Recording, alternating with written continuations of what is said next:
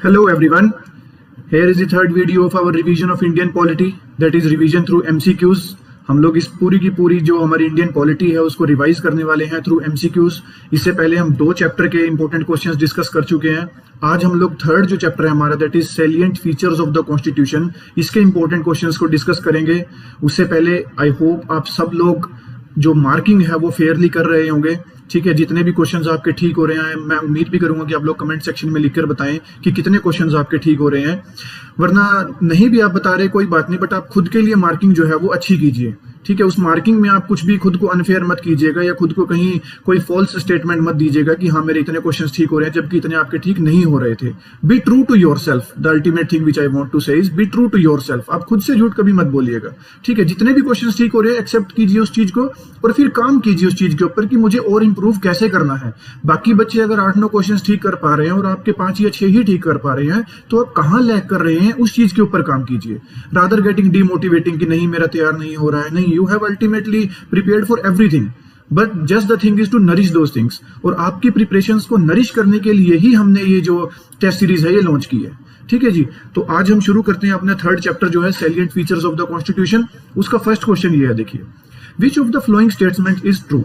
Parliament of India is a sovereign body, parliament of England is a sovereign body, the president of India is the real executive head, the queen of England is the real executive head. देखिए, सबसे पहले तो हमें sovereign का meaning पता होना बहुत जरूरी है कि सॉवरेन का मीनिंग क्या होता है। देखिए, सॉवरेन का मीनिंग होता है the one who has the ultimate power, जिसके पास अल्टीमेट पावर है टू टेक एनी डिसीजन, ठीक है जी, जिसको किसी से पूछना नहीं पड़ता है। अब देखिए, इंडिया क्या है? इंडिया एक सॉवरेन कंट्री है because India has ultimate powers to take all its decision whether internal और external. It doesn't have to concern anybody, ठीक है जी। तो इसका मतलब होता है कि इंडिया क्या है? सॉवरेन है, अल्टीमेट पावर है उसके पास हर एक डिसीजन लेने की। अब हम बात कर रहे हैं यहाँ पर पार्लियामेंट की कि क्या पार्लियामेंट ऑफ इंडिया एक सॉवरेन बॉडी है?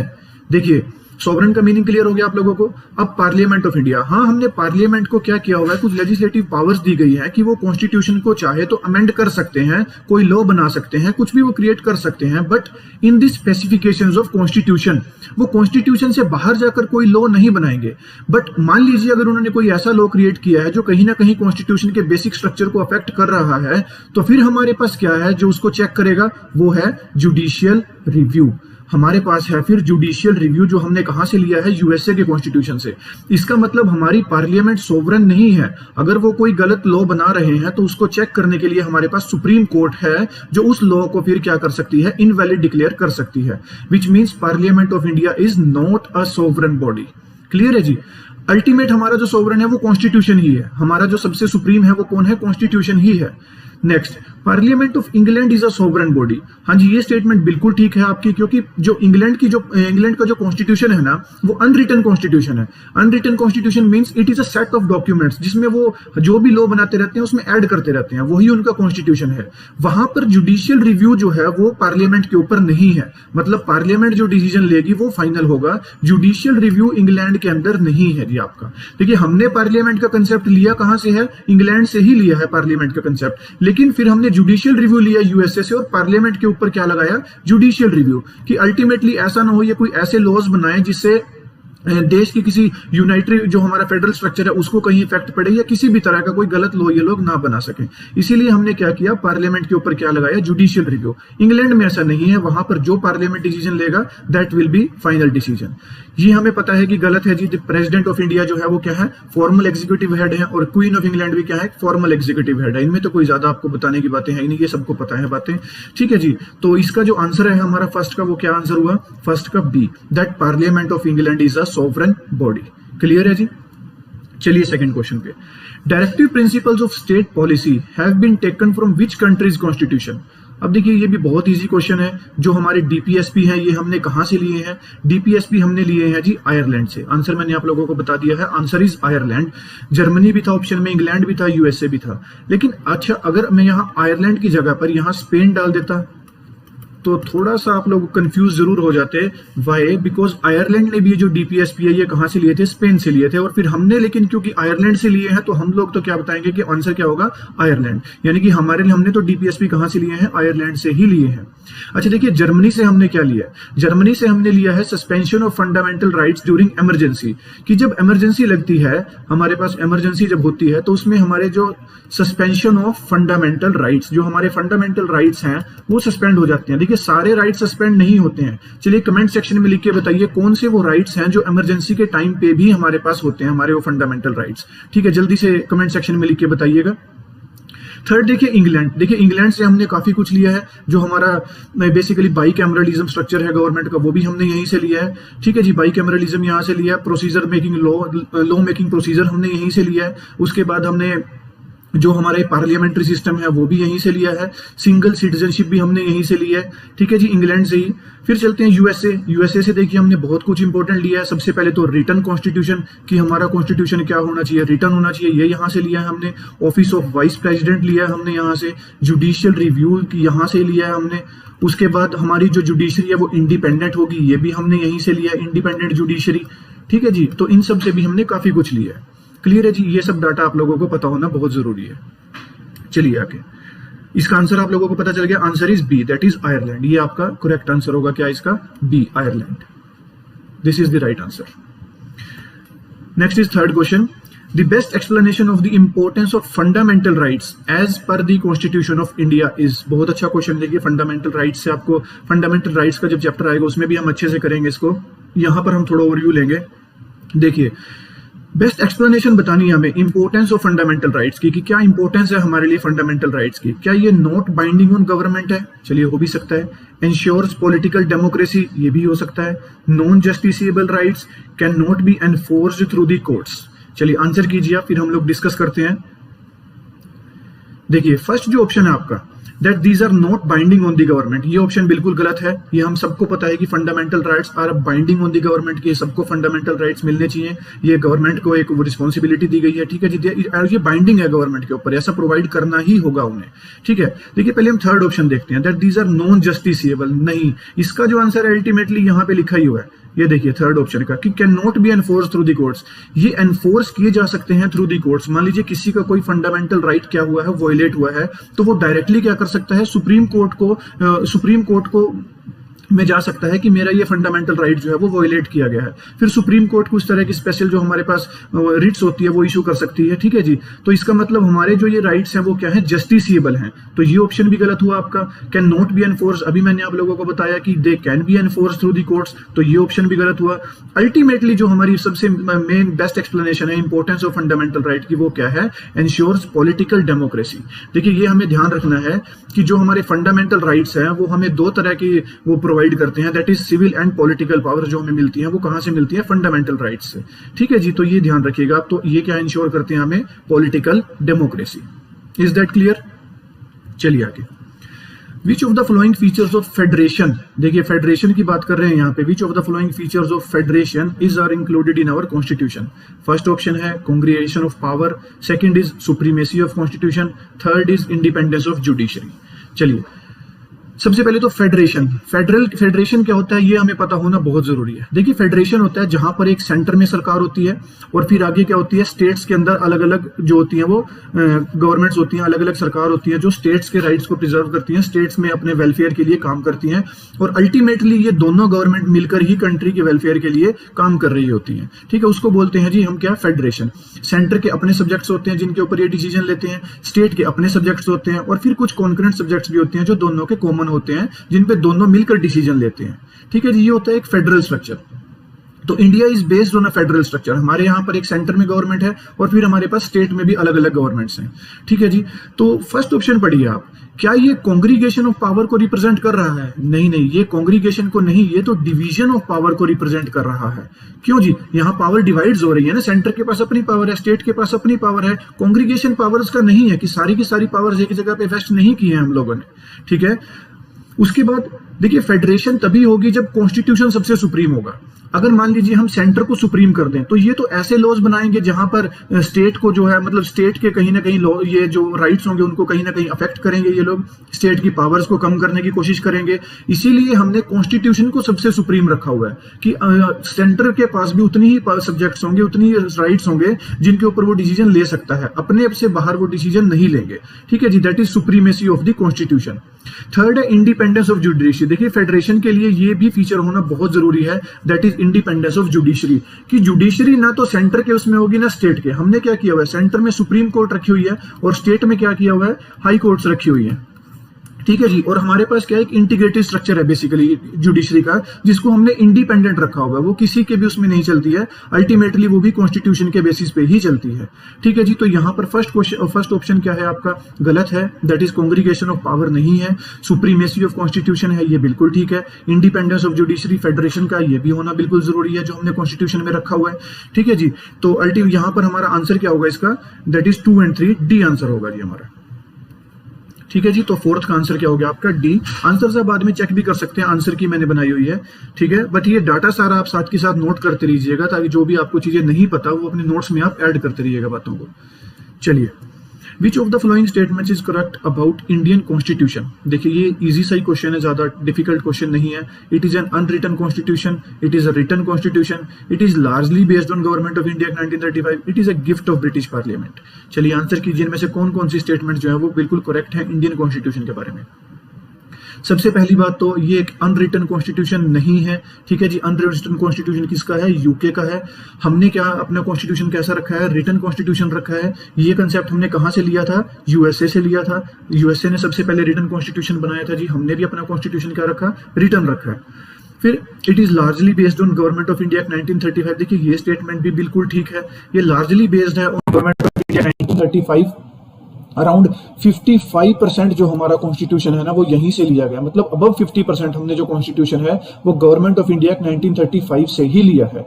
और it is a gift of British parliament, नहीं ये तो बिल्कुल भी नहीं, कोई गिफ्ट ऐसा कुछ नहीं था कि उन्होंने हमें तैयार करके दिया था हमारा जो कॉन्स्टिट्यूशन था। ठीक है जी, तो यहाँ पर आंसर क्या होगा आपका, आंसर विल बी बी, कि सेकंड और थर्ड ऑप्शन ठीक है। एक तो ये रिटन कॉन्स्टिट्यूशन है हमारा और ये लार्जली बेस्ड है किस पे, गवर्नमेंट ऑफ इंडिया 1935 पे। ठीक है जी, चले आगे।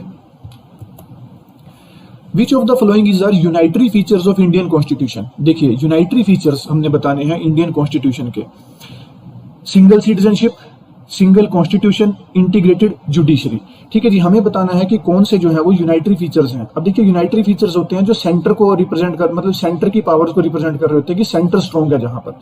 देखिए सिंगल सिटीजनशिप, डेफिनेटली हमारे यहाँ पर क्या है, सिंगल सिटीजनशिप है हमारे पास। हम लोग जब खुद को बुलाते हैं तो इंडिया के सिटीजन बुलाते हैं। मैं खुद को ये नहीं बोलूंगा कि मैं हरियाणा का भी सिटीजन हूं, या मैं पंजाब का भी सिटीजन हूं, या मैं हिमाचल का भी सिटीजन हूं, नहीं, मैं सिर्फ इंडिया का सिटीजन हूं। अनलाइक यूएसए जहां पर आपके पास 2 सिटीजनशिप है, एक तो आप यूएसए के सिटीजन हैं और फिर आप वहां के किसी न किसी स्टेट के भी सिटीजन हैं। तो हमारे पास क्या है, सिंगल सिटीजनशिप है। फिर सिंगल कॉन्स्टिट्यूशन, अब देखिए ये भी बिल्कुल ठीक है। हमारे यहाँ ऐसा तो नहीं है कि सेंटर और स्टेट का अलग अलग कॉन्स्टिट्यूशन है, नहीं, हमारे पास एक ही कॉन्स्टिट्यूशन है जिसमें सेंटर और स्टेट दोनों को इंक्लूड किया गया है। ठीक है जी, दोनों के लिए उसमें वो सारे के सारे रूल्स एंड रेगुलेशंस बनाए गए हैं। तो हमारे पास क्या है, सिंगल कॉन्स्टिट्यूशन है। फिर इंटीग्रेटेड जुडिशरी, बिल्कुल हमारे पास क्या है, इंटीग्रेटेड जुडिशरी है। इंटीग्रेटेड जुडिशरी का मतलब क्या है, देखिए सबसे पहले हमारे पास डिस्ट्रिक्ट कोर्ट्स हैं, फिर हमारे पास क्या है, हाई कोर्ट है, और फिर हमारे पास सुप्रीम कोर्ट है जिसको हम एपेक्स कोर्ट भी बोलते हैं। तो हमारे पास क्या है, इंटीग्रेटेड सिस्टम है जुडिशरी का। ठीक है जी, इंटीग्रेटेड सिस्टम जो एक दूसरे के साथ क्या है, बिल्कुल कंबाइन होकर चलता है हमारा जो वो है। अब देखिए आप सबसे पहले ऐसा नहीं है कि डिस्ट्रिक्ट कोर्ट ने आपको कोई डिसीजन दे दिया तो आप वहां वो डिसीजन फाइनल हो गया, नहीं, आप उसको हाई कोर्ट में जाकर चैलेंज कर सकते हैं। फिर हाई कोर्ट ने अगर वो डिसीजन दे दिया फिर भी आप सुप्रीम कोर्ट में जाकर उस डिसीजन को क्या कर सकते हैं, चैलेंज कर सकते हैं। So we have an integrated judiciary. तो unitary features of Indian constitution क्या इन तीनों चीजों को रिप्रेजेंट कर रहा है। देखिए जो अभी हमने डिस्कस किया, बिल्कुल सिंगल सिटीजनशिप है, कोई ड्यूअल सिटीजनशिप हमारे पास नहीं है। फिर सिंगल कॉन्स्टिट्यूशन है, कोई डबल कॉन्स्टिट्यूशन नहीं है, सेंटर और स्टेट का कोई अलग अलग कॉन्स्टिट्यूशन नहीं है। और फिर हमारे पास क्या है, इंटीग्रेटेड जुडिशरी है। तो आंसर क्या हुआ अल्टीमेटली आपका, answer is a, that is all of the above. चलिए आगे 7th question, Which of the following statement is are correct about nature of Indian Constitution? देखिए ये बहुत अच्छा क्वेश्चन है, यहां से आपको काफी कुछ क्लियर होगा। Our Constitution is flexible। सबसे पहली बात तो क्या हमारा कॉन्स्टिट्यूशन फ्लेक्सिबल है लाइक ब्रिटिश कॉन्स्टिट्यूशन, या हमारा constitution our constitution is rigid one like American constitution. देखिए फ्लेक्सिबल और रिजिड का मतलब क्या है, हमें तो ये देखना है। फ्लेक्सिबल और रिजिड। देखिए फ्लेक्सिबल कॉन्स्टिट्यूशन किसको बोलते हैं? जिसमें अमेंडमेंट करना बहुत इजी होता है, that is not too difficult to amend that constitution, ठीक है जी। और रिजिड कॉन्स्टिट्यूशन कौन सा होता है? जिसमें अमेंडमेंट करना बहुत मुश्किल होता है, काफी आपको टर्म एंड कंडीशन सेटिस्फाई करनी पड़ती है, तब आप जाकर उस कॉन्स्टिट्यूशन में क्या कर सकते हैं? अमेंडमेंट कर सकते हैं।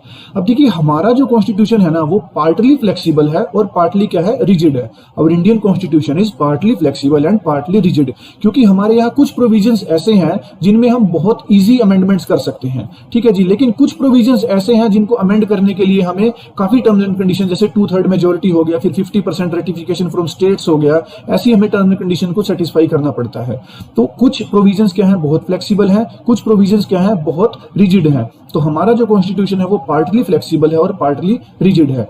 अब देखिए दोनों स्टेटमेंट्स को देखते हैं। Our constitution is flexible like British constitution. देखिए फ्लेक्सिबल है, ये मैंने अभी आपको बता दिया। लाइक ब्रिटिश कॉन्स्टिट्यूशन, हाँ जी बिल्कुल, ब्रिटिश कॉन्स्टिट्यूशन क्या है? एक अनरिटन कॉन्स्टिट्यूशन है, इसलिए इसमें अमेंडमेंट करना क्या है? बहुत ईजी है। वो लोग जब चाहे जिस मर्जी लॉ को अमेंड कर सकते हैं और फिर वही दोबारा से उनके कॉन्स्टिट्यूशन में ऐड हो जाता है। That is unwritten due to unwritten constitution. तो ये स्टेटमेंट क्या हुई आपकी? बिल्कुल करेक्ट है जी। Second, our constitution is rigid one like American constitution. अब देखिए अमेरिकन जो कॉन्स्टिट्यूशन है दैट इज टू रिजिड, वहां पर अमेंडमेंट करना बहुत मुश्किल है। ऐसे ही हमारा कॉन्स्टिट्यूशन भी है, जहां पर कॉन्स्टिट्यूशन को अमेंड करना कुछ प्रोविजंस में काफी रिजिड है, काफी मुश्किल होता है जहां पर अमेंडमेंट करना आपको, ठीक है जी। तो ये दोनों की दोनों स्टेटमेंट्स क्या है? बिल्कुल करेक्ट है। हमारा कॉन्स्टिट्यूशन फ्लेक्सिबल भी है ब्रिटिश की तरह, हमारा कॉन्स्टिट्यूशन रिजिड भी है लाइक अमेरिकन कॉन्स्टिट्यूशन। तो आंसर क्या हो गया आपका? Answer is C, that is both of the above. ये आंसर हो गया आपका करेक्ट आंसर, ठीक है जी, बोथ ऑफ द अबव। दोनों स्टेटमेंट्स ऊपर की बिल्कुल ठीक हैं। चलिए next, which of the flowing statement is are correct features of parliamentary government in India. अब हमारी पार्लियामेंट्री गवर्नमेंट के फीचर्स देखते हैं। सबसे पहला ऑप्शन पढ़िए, presence of nominal and real executive. जी बिल्कुल, ऐसा भी हो सकता है। मेजोरिटी पार्टी रूल, ऐसा भी हो सकता है। Collective responsibility of legislature to executive. चलिए आंसर डिसाइड कीजिए, फिर हम इन ऑप्शंस को डिस्कस करते हैं। देखिए पार्लियामेंट्री गवर्नमेंट इन इंडिया, हमें इसके फीचर्स को देखना है, ठीक है जी, कौन कौन सा इनमें से ठीक है। पार्लियामेंट्री गवर्नमेंट है, ये तो डेफिनेट सी बात है। देखिए presence of nominal and real executives, हमारे पास नॉमिनल हेड भी है, जिनको हम क्या, कौन है हमारे नॉमिनल हेड? हमारे president.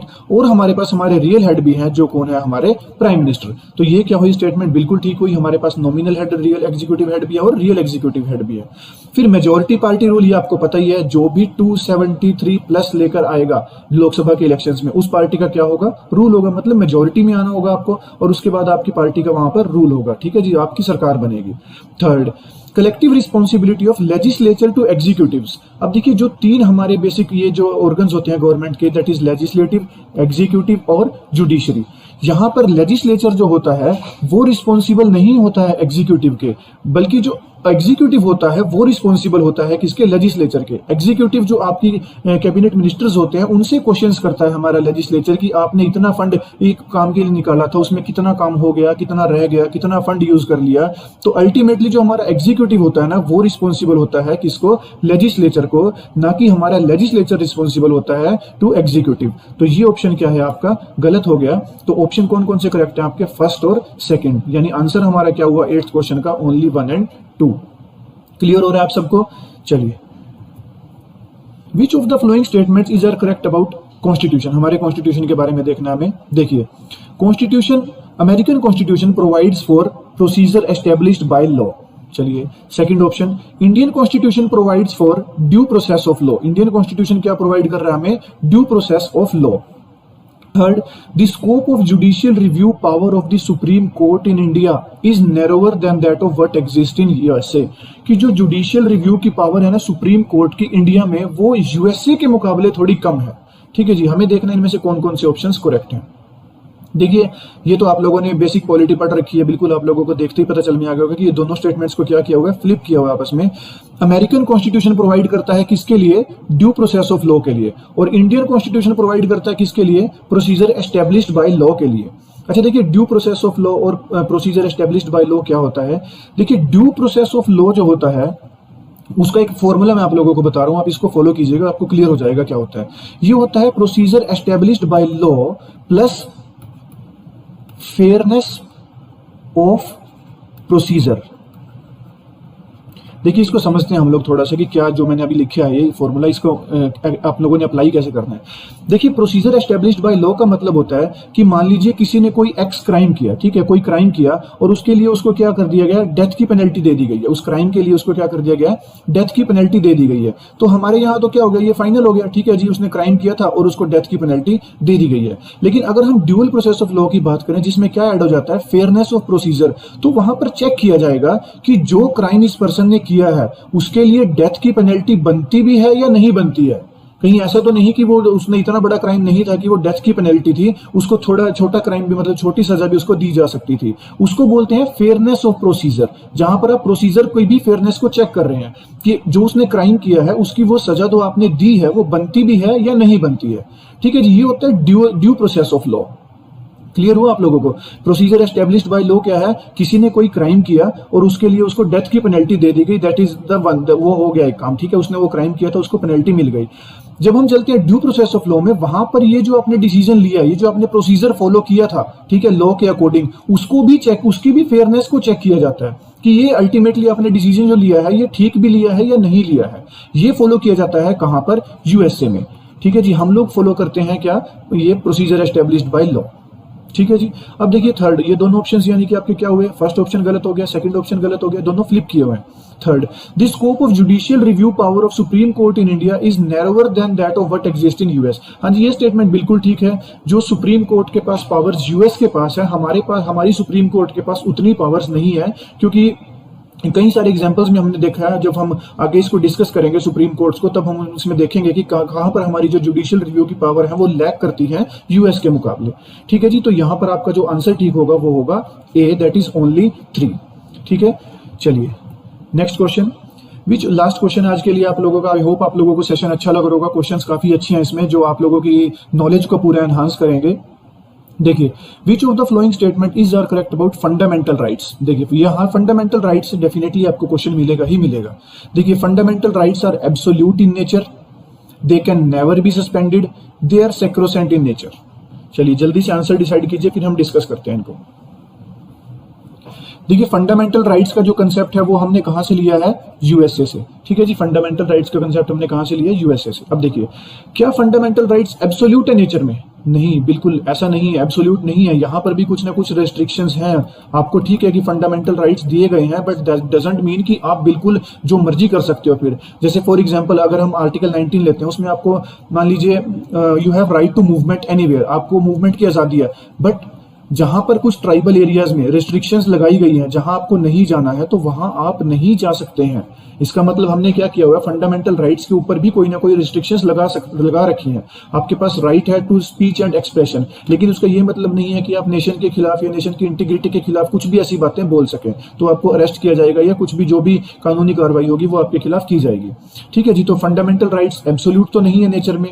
They can never be suspended, उनको सस्पेंड किया जा सकता है। हमें अभी डिस्कस भी किया था पहले कि जब इमरजेंसी लगाई जाएगी तो फंडामेंटल राइट्स को सस्पेंड किया जा सकता है, और ये कंसेप्ट हमने कहां से लिया है, जर्मनी से। आई होप आप सबने आंसर मेंशन कर दिया होगा कि कौन कौन से वो 2 फंडामेंटल राइट्स हैं जिनको हम सस्पेंड नहीं करते हैं इमरजेंसी के टाइम पे। ठीक है जी, फिर they are sacrosanct in nature. देखिए, सैक्रोसेंट का मतलब होता है कि ऐसी इतनी इंपॉर्टेंट चीज कि जिसमें कोई इंटरफेयर ही नहीं कर सकता। नहीं, ऐसा नहीं है। हमारे जो फंडामेंटल राइट्स हैं इंपॉर्टेंट तो है, हम वो नहीं बोल रहे हैं, but they are not that too important कि उनमें हम कुछ इंटरफेरेंस ही नहीं कर सकते हैं। हम इनको कर्टेल भी कर सकते हैं, रिपील भी कर सकते हैं। ठीक है जी, तो they are sacrosanct in nature, ये भी नहीं ऑप्शन होगा आपका, ये भी गलत हो गया। दे कैन नेवर बी सस्पेंडेड, ये भी गलत हो गया। यानी कि आपका आंसर क्या होगा, none of the above. 10th का आपका आंसर क्या हुआ, D option is your right answer, that is none of the above. इनमें से कोई भी स्टेटमेंट ठीक नहीं है। दोबारा मैं एक बार रिपीट कर देता हूं आप लोगों के लिए, फंडामेंटल राइट्स एब्सोल्यूट नहीं है, फिर इनके ऊपर रेस्ट्रिक्शंस है, कुछ ना कुछ लिमिटेड है ये भी। ठीक है, एग्जांपल मैंने आपको देके समझा दिया। उसके बाद दे कैन नेवर बी सस्पेंड किए जा सकते हैं, इमरजेंसी के टाइम में हम इनको क्या कर सकते हैं, सस्पेंड कर सकते हैं। और they are sacrosanct in nature, हाँ ये इंपॉर्टेंट है हम लोगों के लिए, बट नॉट दैट कि हम इनमें इंटरफेयर नहीं कर सकते, हम इनको कर्टेल भी कर सकते हैं, रिपील भी कर सकते हैं, वी हैव दैट पावर्स। ठीक है जी, तो आपका आंसर क्या हुआ, that is D, none of the above. ये थे 10 क्वेश्चंस जो आज के 3rd चैप्टर से थे, that is salient features of the constitution. काफी फेवरेट टॉपिक है ये एग्जामिनेशन बॉडीज का, यहाँ से क्वेश्चंस आते हैं, पूछे भी जाते हैं। आप लोगों को भी ये क्वेश्चंस को अच्छे से अपने नोट्स में ऐड कर लीजिएगा, जो भी पॉइंट्स आपके नोट्स में ऐड नहीं थे, ठीक है जी। और अगली जो वीडियो होगी हम जल्दी मैं आप लोगों के लिए लेके आऊंगा, उसमें क्वेश्चन शायद ज़्यादा हो सकते हैं। प्रियम्बल का वो है, प्रियम्बल बहुत अच्छा टॉपिक है, one of my favourite topics. और तब तक आप लोग प्रियम्बल को रिवाइज करके रखिएगा, ताकि आप फिर वो जो क्वेश्चन हैं उनको अच्छे से अटेम्प्ट कर सकें, ठीक है जी। Thank you so much, enjoy your day and be safe.